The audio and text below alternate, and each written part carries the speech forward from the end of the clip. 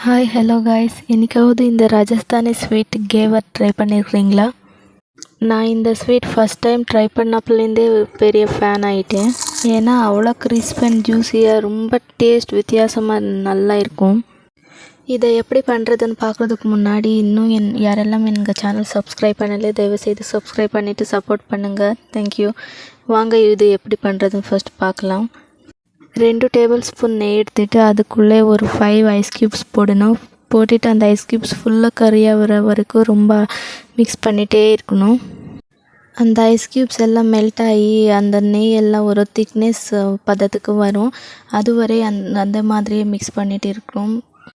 இந்த பதம் வந்தால் போதும். இப்போ ஒரு 100 கிராம் மைதா சேர்க்கணும். மைதா சேர்த்துட்டு நல்லா பிசையணும். ஒருவேளை மைதா பத்தலைன்னா இன்னும் கொஞ்சம் சேர்த்து மிக்ஸ் பண்ணணும். மைதா மாவோட மிக்ஸ் பண்ணதுக்கப்புறமா ஒரு 10லேருந்து 15 நிமிஷம் அப்படியே மிக்ஸ் பண்ணிகிட்டே இருக்கணும். அந்த நெய் மைதா ரெண்டுமே ஒன்றா சேர்ந்து நல்லா சாஃப்ட்னஸ் வரணும். இந்த சமயத்தில் கொஞ்சம் கொஞ்சமாக தண்ணி சேர்த்துட்டு லிக்விட் ஃபார்முக்கு கொண்டு வரணும்.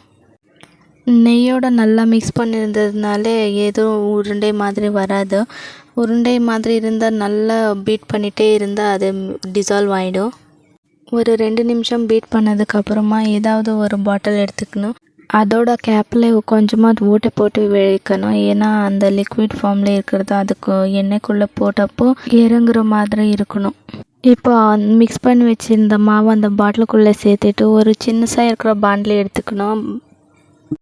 அதில் ஒரு 250 ml நெய் வறுத்துறதுக்கு எடுத்துக்கணும். இங்கே உங்கள்கிட்ட நெய் இல்லைன்னா எண்ணெய் கூட யூஸ் பண்ணலாம். இப்போது இந்த நெய் மீடியம் ஃப்ளேமில் வச்சு சூடாக்கணும்.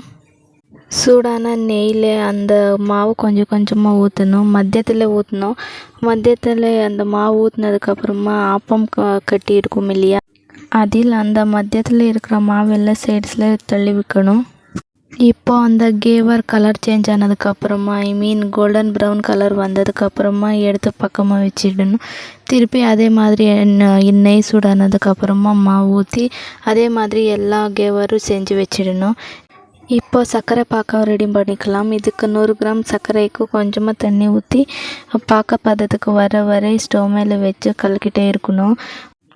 நல்லா பாக்கப்பதம் வர வரைக்கும் வெயிட் பண்ணிவிட்டு அப்புறமா இது ஆறுறதுக்கு சைடாக வச்சிடணும். இது கூடவே நாங்கள் அதுக்கு ஸ்டஃபிங் பண்ணுறதுக்கு ரப்டி வேணும், அது கூட ரெடி பண்ணி வச்சிடலாம். ரப்டி எப்படி ப்ரிப்பேர் பண்ணுறது என்பது இன்னொரு வீடியோவில் அப்லோட் பண்ணுறேன். இப்போ ரெடி பண்ணி வச்சுருந்த அந்த பாக்கத்தில் கேவர் ஒன்று எடுத்து டிப் பண்ணி பக்கமாக எடுத்து வச்சிடணும். டிப் பண்ணி எடுத்து வச்சுருந்த கேவர் மேலே அந்த ரப்டிஸ் எல்லாமே அப்ளை பண்ணணும். இந்த ரப்டியோடு வச்சு கேவர் சாப்பிடும்போது ரொம்ப டேஸ்ட் நல்லா இருக்கும். இன்னும் ட்ரை ஃப்ரூட்ஸ் எல்லாமே யூஸ் பண்ணி சாப்பிடுவாங்க இருப்பாங்க. இதுக்கு மேலே கார்னிஷ்காக ரோஸ் பெட்டல்ஸை போட்டு சர்வ் பண்ணலாம்.